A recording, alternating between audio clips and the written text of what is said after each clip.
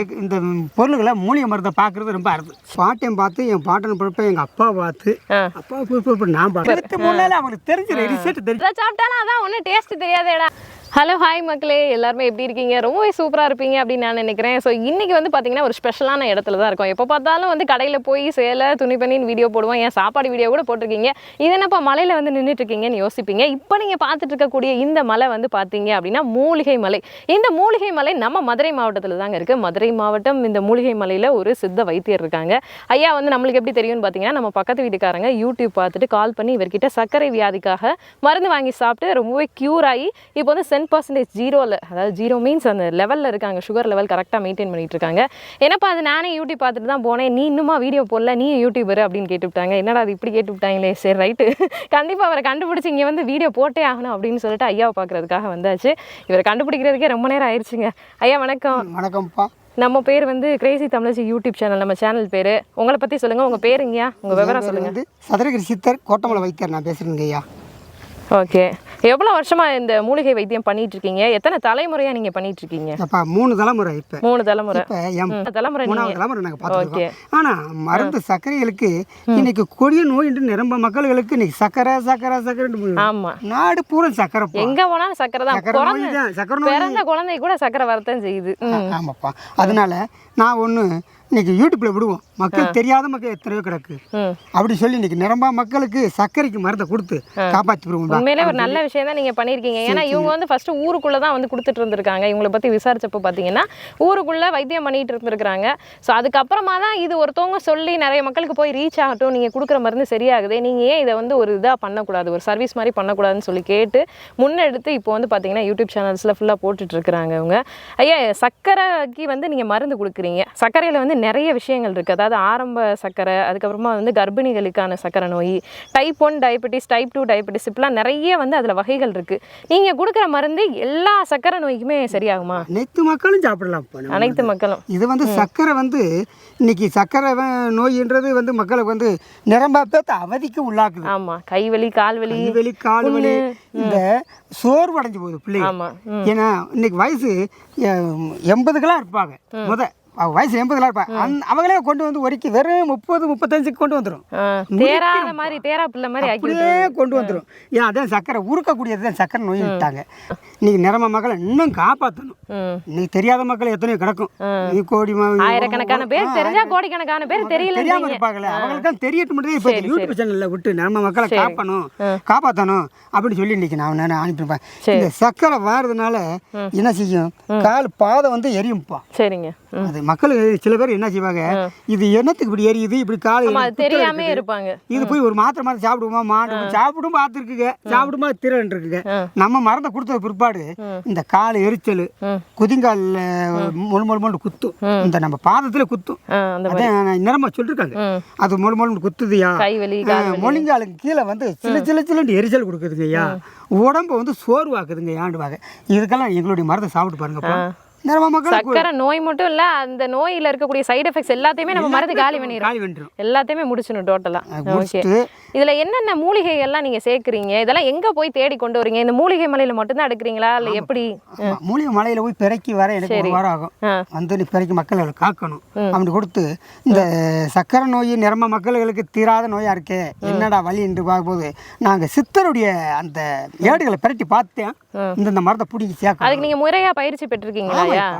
நான் எங்க அதான் சொல்லல, எங்க பாட்டையும் பார்த்து எங்க அப்பா பார்த்து இப்ப நான் பாத்துக்கிறேன். இருந்தாலுமே இப்ப நாட்டு வைத்தியத்துக்கு ஒரு லைசன்ஸ் அந்த மாதிரி எல்லாம் வச்சிருக்கீங்க? எல்லாமே இருக்குப்பா, எல்லாமே இருக்கு. ஓகே, எங்க அப்பா சொன்ன வைத்தியத்தை வச்சு நானும் இப்ப 30 வருஷ காலமா அப்பாவுடைய நான் கூட இருந்து. சரி, எங்க அப்பா சொல்லுவாரு, இல்ல இப்ப எனக்கு வயசு பெருசு, நீ பின்னாடி வர மக்களை காக்கணும். அனுபவம் ஆசானா இருக்கீங்க. சூப்பர். இந்த மருந்து இந்த நோய்க்கு ஆகும்பா, இந்த மருந்து இந்த நோய்க்கு ஆகும், இதை எல்லாம் கலந்து கொடுத்தா இந்த நோயை அடிக்கும். சரி, இதை இந்த மின்வாரத்தை கலந்து அடிச்சா இந்த நோய் அடிக்கும்னு சொல்லி கொடுப்பாரு. நான் இருக்கும்போது பழகிக்கங்கப்பாண்டு வரை கூப்பிட்டு போயிடுவாரு, எங்களை வனத்துக்குள்ள கூப்பிட்டு போயிடுவாரு. சின்ன பிள்ளைகளா இருப்போம், பள்ளிக்கூடம் படிச்சுட்டு அப்பெல்லாம் கொஞ்சம் மட்டமான பையன்லேயே கொஞ்சம் அப்ப இருந்தே கூப்பிட்டு எங்களை அனுப்பிடுவாங்க. நாங்க இன்னைக்கு மக்கள் அந்த அளவுக்கு இருக்காட்டி இன்னைக்கு பூரா பச்சை பூரா இன்னைக்கு நாங்க பார்த்து எங்களுக்கு தெரியும், எதனாலும் தெரியும். சரி, இப்ப இந்த மருந்துக்கு என்னென்ன இதெல்லாம் மெயினானது, என்னென்ன மூலிகைகள்லாம் நீங்க யூஸ் பண்றீங்க? இப்போ அந்த மருந்துல நம்மளுக்கு புரியுற மாதிரி ஏதாவது நம்மளுக்கு தெரிஞ்ச மாதிரி ஏதாவது மருந்து இருந்தா 1-2 சொல்லுங்கய்யா. ஆமாப்பா, இப்போ வந்து பச்சளை மூலிகையிலே உள்ள கலக்குறோம். அதில் ஒற்றைப்பாளா மரத்து பட்டண்டு ஒன்று சரிங்க, அது வந்து சேர்க்குறோம். அப்புறம் நம்ம லவா மரத்து பட்டை கொஞ்சம் சேர்த்து இந்த இத்தனையும் போட்டு இடிச்சாத்தான் அதோடைய பவர் கிடைக்கும். பச்சளை மூலிகை கலந்து இடிச்சு பவர் பண்ணி இன்னைக்கு மக்களுக்கு கொடுத்துக்கிறோம். ஓகே, அதுல சேர்மானங்கள்லாம் சேர்க்கணும். அது நிழல் காய்ச்சல் பண்ணி என்ன வந்து நம்ம ப்ராசஸ் பண்ணணுமோ எல்லாமே சலிச்சு எடுத்து பொடியா எடுத்து இன்னைக்கு மக்களை கொடுத்து இந்த இது பண்றதுக்கு எப்படி உங்களுக்கு ஒரு ஆளுக்கு இப்போ வந்து ஒரு கைப்பிடி அளவுக்கு மருந்து கொடுக்குறீங்கன்னா அதுக்கே குறைஞ்சது 1 மாசம் ஆகுமா இல்லையா உங்களுக்கு? 1 மாசம் 2 மாசம் கொடுப்போம். அவ்வளவு கஷ்டப்பட்டு எல்லாம் தேடி பண்ணிட்டு இருக்கீங்க. தேடி பண்ணி கொடுக்குறோம். இவங்க சாப்பிடத்தான் அவங்களுக்கு ஆரோக்கியம். எப்படிங்க சாப்பிடணும்? மருந்து இருக்கா கையில கொண்டு வந்திருக்கீங்களா? இருக்குப்பா. சரி, மருந்தை வந்து எப்படி சாப்பிடணும்? காலையில சாப்பிடணுமா, சாயங்காலம் சாப்பிடணுமா? காலையில வெறும் வயித்துல சாப்பிடுறதுக்கு முன்னே சாப்பிடணும். வெறும் வயித்துல எந்திரிச்சதுமே? ஆமா, எந்திரிச்சோன்னா ஒரு 7-7:30 வேலைக்கு போற சனம் மக்கள் விடிய எந்திரிச்சு போற சனம் இருக்குல்லப்பா, அதான் சாப்பிடுறதுக்கு முன்ன கூடிய சாப்பிட்டு ஒரு 5 நிமிஷம் பல்லு காஃபி கூட குடிக்க கூடாது. எதுவும் குடிக்க கூடாது. இனிப்பு குடிச்சால புளிய முடியல அவங்களுக்கு. மருந்து சாப்பிட்டு இனிப்பே இனிக்காது. சரி, உங்களுக்கு அதை நான் டெஸ்ட் பண்ணி கொடுப்பேன். அது இனிப்பே இனிக்காது. இனிப்புன்ற பண்ற பூரா சுவையே இருக்காதுப்பா. சரி, அதனாலதான் இந்த சர்க்கரையை சாப்பிடுது. அந்த மருந்து சாப்பிட்டா இனிப்பே தெரியாது. வேற என்னமோ எல்லாமே டேஸ்ட் வரும், ஆனா இனிப்பு பண்றதுல. சரி, அதை நம்ம டெஸ்ட் பண்ணி பார்த்துட்டு சொல்லிடலாம். அப்ப காலையில வந்து வெறும் வயித்துல சாப்பிடணும். ஆமா, காலையில வெறும் வயித்துல சாப்பிடணும். 2 நேரமா ஒரு நேரம் மட்டும் ஒரே டைம் தான். எத்தனை நாளைக்கு இங்க சாப்பிடணும்? 23 நாள். என்ன பொதுவாவே வந்து சித்தர்கள் 48 நாள் சொல்லுவாங்க, நீங்க அது என்ன 23 நாள்? எங்களுடைய மருந்து பவர் வந்து நாங்க அதை தெரிஞ்சிருக்கோம். 23 நாள் அவங்களுக்கு தெரிஞ்சிரும், ரிசல்ட் தெரிஞ்சிரும்ல. சரி சரி, அப்பயே அவங்க சொல்லுவாங்க, ஐயா இப்ப கொஞ்சம் உடம்பு 15 நாள்ல இருந்து 23 நாள் எதுக்கு நாங்க சொல்றோம்னா ஒரு 2 நாள் எக்ஸ்ட்ரா சொல்ல முடியும். அதனால ஓகே ஓகே. ஸோ இப்போ ஐயா வந்து பார்த்தீங்கன்னா நமக்காக மருந்தை எடுத்துட்டு வந்துட்டாங்க. போயிட்டு மேலே மலையில குடியில இருந்து இப்போ இந்த மருந்தை எடுத்துட்டு வந்து நம்மளுக்காக வச்சிருக்காங்க. ஐயா, இதுதான் அந்த பச்சளை மூலிகை மருந்து இல்லைங்களா? இதுதான் சதுரகிரி சித்தர் பச்சளை மூலிகை மருந்து. சரி, ரொம்ப சாஃப்டா இருக்குங்க. ஓகே, இதில் தான் வந்து அந்த 7 சேர்மானங்கள்லாம் சேர்த்து அவங்க ப்ராசஸ் பண்ணி இந்த மருந்தை வந்து இப்போ ரெடியாக வச்சிருக்காங்க. அளவெல்லாம் கரெக்டாக வந்து இது இவ்வளவுலாம் போடணும்னு சொல்லிட்டு நுணுக்கமாக பண்ணணும் இல்லைங்களா? காலையில வந்து வெறும் வகத்துல இந்த வகையில ஒரு பிடி அளவு காலையில வெறும் வயித்துல சாப்பிடணும். ஒரு பிஞ்ச், அதாவது 2 விரல் சேர்ந்த மாதிரி இவ்வளவுதான் வருது. அப்படிதான் சாப்பிடணும். இவ்வளவுதான் சாப்பிடணுமா? பரவாயில்ல, இது ஈஸியான வேலை தான். ஓகே, சாப்பிடலாம். காலையில வெறும் வயித்துல சாப்பிடணும். சாப்பிடுறதுக்கு முன்ன சாப்பிடணும். ஓகே, அது நான் சொல்லிருக்கேன். நிறைய பேர் என்ன செய்றாங்கப்பா, டவுக்கு தண்ணியை போட்டதும் டவுக்கு தண்ணி ஊற்றி குடிச்சு போறாங்க. அது தண்ணியோட கலந்து கலந்து கீழே நம்ம உடலுக்கு போயிடும். அப்படின்னும் போது அது நம்மளுக்கு எது சாப்பிட்டாலும் மென்னு சுவைச்சு சாப்பிடணும்ன்றது மாதிரி இதையும் சுவைச்சு சாப்பிட்டால் நம்மளுடைய உமிழ்நீர்ல கலந்து ரத்தத்துல கலந்து நம்மளுக்கு வந்து சனசனம் அப்படியே குறைச்சிக்கிட்டே வந்துரும். இது விசுக்கிட்டு சாப்பிட்டோம்னா இவ்வளவுதானே சொல்றாங்க. அதாவது நல்லா பாத்துக்கோங்க, இந்த கட்டை விரல் அதுக்கப்புறமா வந்து ஆட்காட்டி விரல், இது ரெண்டுலயும் எவ்வளவு வருதோ, உங்க விரலுக்கு எவ்வளவு வருதோ அவ்வளவு நீங்க எடுத்து போட்டா போதும். ஒரு பிஞ்சுங்க, ஒரு பிஞ்ச் அவ்வளவுதான் சாப்பிட்டா போதும். ஓகே, சாப்பிட்டோம்னா இனிப்புன்றது அவங்களுக்கு 1 கிலோ தின்னாலும் இனிக்காது. எவ்வளவு நேரத்துக்கு அந்த மருந்து சாப்பிட்டு எவ்வளவு நேரத்துக்கு இனிக்கு? ஒரு 5 நிமிஷம் கழிச்சுட்டு அவங்க ஒரு கிலோ சீனியை தின்னாலும் சரி, ஒரு ஸ்வீட்டை தின்னாலும் சரி, ஒண்ணுமே தெரியாது, டேஸ்டே வராது. சரி, எல்லார்கிட்டயும் நீங்க வந்து ஜீனி எல்லாம் வச்சு கொடுக்குறீங்களா? இப்ப ஜீனி கொண்டு வந்திருக்கீங்களா? எனக்கு கொண்டு வந்திருக்கீங்க. இது ஜீனி தானே நான் டெஸ்ட் பண்ணி காமிக்கிறேன். ஏன்னா எனக்கே வந்து நிறைய பேர் பார்க்கும்போது ஜீனி தானே டவுட் ஆச்சு. இதை சாப்பிட்டுட்டு அப்புறமா அதை சாப்பிடுவோம். ஜீனி தான் மக்களே. சரி, ரைட்டு, சாப்பிட்டு பார்ப்போம். ஜீனி தாங்க, ஒன்றும் பிரச்சனை இல்லை. இப்போ வந்து இதை சாப்பிட்டா டேஸ்ட் தெரியாதுன்றீங்க. நீங்க தானே போய் சொல்லணும், நான் சொல்லக்கூடாது. இல்லை, அதான் நான் டெஸ்ட் பண்ணி காமிச்சிடுறேன். சரி, கொடுங்க. இதான் அளவு, ஒரு பிடி அளவு. நீ அதை வாயில போட்டு சுவைஞ்சு சாப்பிடுப்பா. கரெக்டாக ஒரு பிஞ்சுங்க. ஆமா, சுவைஞ்சு சாப்பிடுப்பா. அதுக்கு தான் சுவைஞ்சு மக்களை சுவைஞ்சு சாப்பிடுங்க. சுகர் இல்லாதவங்க சாப்பிட்டா ஒன்றும் சாப்பிடலாம்ப்பா. இது வந்து சைடு எஃபெக்ட் எதுவும் கிடையாது. ஓகே, இருக்கவங்களும் சாப்பிடலாம், இல்லாதவங்களும் சாப்பிடலாம். நார்மலுக்கு இல்லாதவங்க தொடர்ந்து சாப்பிடக்கூடாது. இல்லாதவங்க ஒரு வட்டம் சாப்பிட்றத பற்றி ஒன்றும் பிரச்சனையே இல்லை, சாப்பிடலாம். சாப்பிட்டு ஒரு 2 நிமிஷம். ரொம்ப கசப்பாலாம் இல்லைங்க, லேசாக இருக்கும். சாப்பிட்ற மாதிரி தான் இருக்கு. நான் கூட யோசிச்சேன், ஒரு மூலிகை மருந்து சாப்பிடணும்னா மூலிகை மருந்து கசப்பு ப்ராப்ளம் ஆகுமோன்னு. கசக்கத்தை லேசாக கசக்கும். மூலிகை மருந்து கசப்பு இருந்தால் தானே அந்த சர்க்கரையை கண்ட்ரோல் கொண்டு வரும். அப்படியே நம்ம சூ பண்ணிக்கிட்டே முழுங்கிடணுமா? சுவைஞ்சு முழுங்கிடணும். அப்படி ஒன்று சாப்பிட்டோம்னா நம்ம என்ன செய்யும், நம்ம உடம்புல ரத்தத்தில் கலந்து அந்த சர்க்கரை பூரா கண்ட்ரோல் வைக்கும். அப்படின்னும் போது அவங்களுக்கு சாப்பிட்றவங்களுக்கு அவங்களே டேஸ்ட் பண்ணலாம். இப்போ நம்ம ஒரு பேஷண்ட்டுக்கு நம்ம அனுப்பி விட்டுருக்கோம், இங்கிறது கொரியரில் அனுப்பிவிட்ருக்கோம். அவங்களே அள்ளி திண்டு சீனி அள்ளி போட்டு சர்க்கரை போட்டு அள்ளி போட்டு சாப்பிட்டு டேஸ்ட் பண்ணிட்டு பின்னலாம். அவங்களுக்கு புரிஞ்சுக்கிடுவாங்க. அப்பா இது இந்த ஒரு 5 நிமிஷத்துல முட்டி சர்க்கரை இனிப்புலாம் ஆக்குறோம். நம்ம 23 நாள் சாப்பிடுவோம், நம்ம உடம்புல சர்க்கரை அப்பனா சுகர் பேஷண்ட் எதுக்கு இதை நீங்க வாங்குறீங்களா இல்லையோ உங்க வாயை கண்ட்ரோல் பண்றதுக்கு வாங்கலாம். ஏன் கேளுங்களேன், எதை சாப்பிட்டாலும் அதான் ஒன்றும் டேஸ்ட் தெரியாதேடா, அது எதுக்கு சாப்பிட்டுக்கிட்டு நீங்களே ஒரு முடிவுக்கு வந்துருவீங்க. மற்றதெல்லாம் பூரா டேஸ்ட் வரும்ப்பா, இந்த இனிப்பான பண்டங்களை பூரா கண்ட்ரோல் பண்ணி. இப்போ ஜீனி எடுத்து சாப்பிட்டு பார்க்கலாமா? ஒரு நிமிஷம் 2 நிமிஷம் ஆயிடுச்சுன்னு நினைக்கிறேன். ஆமா ஆமா, நான் வச்ச அதே ஜீனி தான் பார்த்துக்கோங்க. அதான் ஜீனி ஏதேன், அது நீங்கள் தான் சொல்லணும்ப்பா. ஐயோ மண்ணு மாதிரி இருக்கு. நீங்களே சாப்பிட்டு பார்த்துன்னு சொல்லணும். ஏன்னா அந்த அளவுக்கு நாங்கள் இன்னைக்கு மூலிகை மருந்து தயார் பண்ணி கொடுத்துருக்கோம்னா அது இத்தனைக்கும் நான் வந்து நாக்கில் ஒரு சில இடத்துல இந்த ஜீனி அதாவது அந்த மருந்தெல்லாம் படாத மாதிரி தாங்க சாப்பிட்டேன். ஒரே இதை உள்ள இறக்கியுமே ஃபுல்லாக டோட்டலாக அவுட்டு. அந்த அளவுக்கு இந்த சர்க்கரை புறம் கண்ட்ரோல் பண்ணுப்பா. கிலோ கணக்கில் இருந்தாலும் சரி அவங்க சர்க்கரை புறம் கண்ட்ரோல் பல்லில் கூட டேஸ்ட் தெரியல.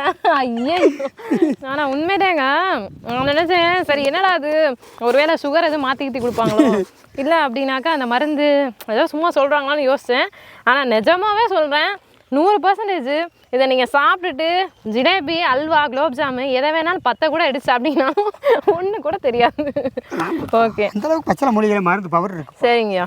ஸோ அது வந்து இப்போது அந்த உமிழ்நீரில் கலந்ததுலேருந்தே அப்போ வந்து அந்த சுகர் லெவலை கண்ட்ரோல் பண்ண ஆரம்பிச்சிருது. ப்ராசஸ் இங்கேருந்தே ஆரம்பிச்சிருது. இங்கேருந்து நம்ம நாவல தான் முதல் நம்மளுக்கு உமிழ்நீர் வெளியேறும். அந்த வெளியேற அந்த உமிழ்நீர்லேயே கலந்து சாப்பிட சர்க்கரை வேகமாக கொண்டு போய் காலி பண்ணும். ஸோ ஃபஸ்ட்டு வந்து அந்த தேவையில்லாத சுகர் லெவலை குளுக்கோஸ் லெவலை ஃபுல்லாக இறக்கிறோம். சரிங்க. நம்ம மருந்து சாப்பிடும்போது புளிப்பான பண்டங்களை நான் சாப்பிடக்கூடாது. சரி, ஏன்னா புளிப்பு வந்து அறவே நம்ம மருந்து எந்த மருந்தையும் கண்ட்ரோல் பண்ணிவிடும். ரசமும் புளிப்பு, புளிக்குழம்பு புளிப்பு, கத்திரிக்காயில புளிக்குழம்பு போட்டு சாப்பிடுவாங்க, அது புளிப்பு. தயிர் மோர் புளிப்பு, எலுமிச்சம்பழம் அதுவும் புளிப்பு.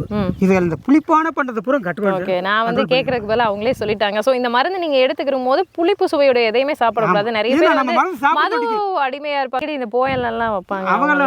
தடை செய்யப்பட்டதுன்னு சொன்னாலும் இது இருக்குது. ஸோ உங்களுக்காக நான் ஓப்பனா கேட்டேன். ஓகேங்களா? ஒரு நம்ம மருந்து சாப்பிடுறதுக்கு விடாம அந்த போயல் பழக்கத்துல விட்டுட்டா நல்லா மது பழக்கம் எந்த ஒரு பழக்கங்களும் இருக்கக்கூடாது. நான்வெஜ் சாப்பிடாமா? வால் ஒன்றும் செய்யாது, வேகமா கண்ட்ரோல் கண்ட்ரோல். ஓகே, நான்வெஜ் சாப்பிடலாமா? ஆடு கறி கோழி அனைத்தும் சாப்பிடலாம். இந்த சுவையான பண்டங்களை சாப்பிட சுவையாத சாப்பிட. இந்த புளிப்பான பண்டங்களை சாப்பிடக்கூடாது. ஏன்னா அது வந்து கண்ட்ரோல் கொண்டு வராம பாட்டிவிடும். தீய பழக்கங்கள் இருந்துச்சுன்னா அதை விட்டுட்டீங்கன்னா உடனே கண்ட்ரோல்குள்ள வந்துடும். இல்லைன்னா நாள் எடுக்கும். சேர்த்து போகும். அந்த நம்ம கெட்ட பழக்கத்தை எடுக்காம வேகமா மருந்து சாப்பிட்டு வந்தோம்னா நம்ம உடம்பு ஆரோக்கியத்துக்கு தான் நம்ம வேகமா கண்ட்ரோலுக்கு வரும். அப்படின்னும் போது அவங்க உடம்பு ஆரோக்கியமா பண்ணிக்கிட்டே வரும். சாப்பிட என்ன செய்யும், ஒவ்வொரு ஆள் உருக்கிட்டு இருக்குல்ல, உருக்குறத பூரா நுப்பாட்டுறதுக்கு அப்ப நான் மருந்து கொடுக்கணும். ஒரு சிலர் என்ன பண்ணுவாங்கன்னா என்னடா பண்ணிட போகுது இதை குடிச்சிட்டு அதையும் வந்து நம்ம அடிப்போம்னு அடிப்பாங்க. அது எதுவும் சைடு எஃபெக்ட் ஒன்றும் ஆகாதுப்பா. இந்த வெளி விஷயத்தை இது கொஞ்சம் குறைச்சிப்போம். மருந்து குறைச்சி வெயிட்டா அது குறைச்சிப்போம். அது போதை வந்து போதவிஸ்தானது. இது நம்ம மருந்துக்கு வெயிட்டா அது குறைச்சிப்போம். அப்ப இன்னொரு 10 நாள் சேர்த்து எடுக்கணும். இவ்வளவு சக்தி வாய்ந்த மருந்தே குறைக்கக்கூடிய அளவுக்கு அதோடைய கெமிக்கல் கலக்குறாங்களப்பா. அந்த கெமிக்கல் வந்து அந்த நம்மளுடைய அந்த மருந்துக்கு வெயிட்டுகளை அது குறைச்சி. சரி, இப்போ வந்து 21 நாள் நம்ம வந்து அதை எடுத்துருவோங்கய்யா. அதுக்கடுத்து சுகர் வந்து கண்ட்ரோலா வாழ்நாள் முழுவதும் இருக்கணும்னா இந்த மருந்தை அடுத்து தொடர்ச்சியா எடுக்கிற மாதிரி வருமா, இல்ல அப்படியே அந்த 21 நாள் 23 நாள்லயே நிப்பாட்டிடலாமா? கண்ட்ரோல் வந்துரும்ப்பா. அதுவும் பிற்பாடு அவங்க டெஸ்ட் பண்ணி பார்த்துட்டு கூடுது குறையுது அப்படி பார்த்தாங்கன்னா கூடிருச்சு குறையத்தான் செய்யும், கூடவெல்லாம் செய்யாது. குறைஞ்சிருச்சுன்னா அவங்க என்ன சொல்லணும், மரத்தை தூக்கி வேஸ்ட்டாக கீழே போட்டுறக்கூடாது, பத்திரமா வச்சுக்கணும். கீழாவிலேயே இதில் வச்சு ஒரு 3 நாள் விட்டு 2 நாள் விட்டு வாயில் அள்ளி சாப்பிட்டுக்கிட்டு இருந்தா ஆரோக்கியம் கிடைக்கும். காய்ச்சல் தலைவலி மாதிரி அப்பப்போ நம்ம யூஸ் பண்ணிக்கலாம். அந்த மரத்தை தூக்கி போட்டுறாம சாப்பிட்டுட்டே வந்தா நாங்கள் 2 மாதத்துக்கு நெறி கொடுத்துருவோம். சரி, அதனால பிசுக்கு மரத்தை ஆகி போச்சு, எனக்கு நம்ம தேவை இல்லை தூக்கி போடுறா அப்படின்னு மட்டும் போட்டுருவேன். நம்ம யாருக்கு நிரம்ப மக்களுக்கு சொல்லி. சரி, அதை வந்து பத்திரமா வச்சுக்கோங்க. இது வந்து எல்லா காலங்கள்லையும் கிடைக்குமா? இப்போ வந்து மழை காலம், வெயில் காலம், ஜனவரி மாதம், ஆடி மாதம் எல்லா மாதத்துலையும் கிடைக்குமா? எங்களுக்கு இந்த காத்தியா மார்கள் தை பிறந்துருச்சுன்னா கொலை கூட உதிர்ந்துரும்ப்பா. ஆடி ஆவணியெல்லாம் கிடையாது. நாங்கள் அதுக்கு தான் இப்போயே சேகரித்து வச்சுக்கிறோம். சரி, அதுக்கு தான் நான் ஓடி போவேன். ஒரு வாரத்துக்கு ஒரு நாள் தான் வருவேன். இப்போயே சேகரித்து வச்சுக்கிறேன். மழை காலத்தில் சேகரித்து வச்சுட்டேன். ஆடி ஆவணி புரட்டாச்சி மாற்றி எறுதி எங்களுக்கு மருந்து வேணும். சரி, இன்னைக்கு மக்கள் திடீர்னு எனக்கு ஐயா எங்களுக்கு மருந்து வேணுமையான்றாங்க, நம்ம கொடுக்க முடியாது. கொஞ்சம் முன்னாடியே முன்கூட்டியே சேகரித்து வச்சுக்கிட்டு மக்களுக்கு சிறிய அனுப்பிக்கிட்டே இருக்கு. என் பேச்சு மார்க்கு அனுப்பிடுங்க. சரி. அது அனுப்பிவிடுவா. நானும் மரத்தில் பறிச்சு வந்து காய போட்டு இடிச்சு சேகரிச்சு வச்சுக்கிறேன். சரிங்க. ஆடி ஆவணிக்கு இப்போ இந்த தை மாசியோட பூரா கூட உதுத்துரும்ப்பா. மலையில கொடியில இருக்க குளம் தலையெல்லாம் போட்டு உதுத்து விட்டுரும். வெறும் கொடியா நிற்கும். அடுத்து மழை ஆடி ஆவணியில் பேஞ்சாத்தான் தழுக்கும். தழுத்தான் மழை பெஞ்சாத்தான் போச்சு. மழை பெய்யா அடுத்து புரட்டாச்சி மாதிரி தான் நான் அதை போய் பிடுங்க முடியும். ஆமா ஆமா. அந்த அளவுக்கு இந்த பொருள்களை மூலிகை மருந்தை பார்க்கறது ரொம்ப அறுது. சரிங்க. அதை வச்சு போய் வருவோம். ஓகே. ஸோ நீங்கள் வந்து பார்த்தீங்கன்னா முன்னாடியே வந்து பதிவு பண்ணிக்கோங்க, வாங்கிக்கோங்க. எந்த சீசனில் இருக்கும் அப்படின்றது, அந்த மூலிகை அப்படின்றதுனால அது எந்த சீசனில் கிடைக்குதோ அந்த சீசனில் முழுவதுமாக இருக்கும். அதுக்கடுத்து நாங்கள் சேகரித்து வச்சு மருந்து பண்ணி கொடுப்போன்றாங்க. அதனால் மக்களே நீங்கள் வந்து கன்ஃபார்மாக இதை நான் வாங்க போகிறேன், இந்த வீடியோ பார்த்துட்டு எனக்கு ஒரு நம்பிக்கை வந்திருக்கு, இல்லை நான் டெஸ்ட் பண்ணி பார்க்க போகிறேன், எனக்கு முழு நம்பிக்கையோட நான் இதை சாப்பிட போகிறேன்னா உங்களோட விருப்பத்தின் பேரில் நீங்கள் வந்து முன்னாடியே பதிவு பண்ணிவிட்டு நீங்கள் வாங்கிக்கோங்க. ஏன்னா அதுக்கப்புறமா நீங்கள் இப்போ அவங்க சொன்ன மாதிரி குலை உதிர்ந்த காலத்தில் கேட்டிங்கன்னா மருந்து இருக்குமா இருக்கான்றது ஐயாக்கே தெரியாது. கட்டுக்குள்ளே கொண்டு வந்துடுவோம், அதுக்கப்புறமா நீங்கள் கட்டுப்பாடாக வச்சுக்கிறது உங்களுடைய கையில் அப்படின்னு சொல்லிட்டாங்க. ஓகேங்க, ரொம்ப நன்றி. நிறைய விஷயங்கள் இன்றைக்கி வந்து பார்த்தீங்க அப்படின்னா எங்களுக்காக சொல்லியிருக்கீங்க. குறிப்பாக இந்த ஒரு விஷயத்தை எல்லாருக்கும் தெரிகிற மாதிரி நீங்கள் இந்த ஒரு யூடியூப்பில் எல்லாருக்கும் நீங்கள் சொல்கிறதே வந்து ரொம்ப நல்லது, ரொம்ப சந்தோஷம். கண்டிப்பாக இதுக்கு உங்களுக்கு வந்து நிறைய எதிர்ப்புகள், நிறைய வேலைகள், நிறைய இதெல்லாம் வரும். அதையும் தாண்டி நீங்கள் வந்து ஒரு விஷயம் பண்ணி கொடுத்துட்ருக்கீங்க மக்களுக்கு. சித்த வைத்தியம் வந்து காக்கணும்லப்பா. அதே மாதிரி லைசன்ஸ் காக்கணும். அதுக்குத்தான் நான் இப்போ யூடியூப் சேனல்லையும் போட்டு மக்களை. சரி சரி, ரொம்ப சந்தோஷங்க. அதே மாதிரி லைசன்ஸும் வச்சுருக்கோன்னு சொல்லியிருக்காங்கங்க. அதனால் நீங்கள் வந்து பார்த்தீங்க அப்படின்னா எது வேணும் அப்படின்னாலும், என்ன நோய்க்கான தீர்வு சந்தேகம் வேணுனாலும் இவங்ககிட்ட வந்து கால் பண்ணி கேட்டுக்கோங்க.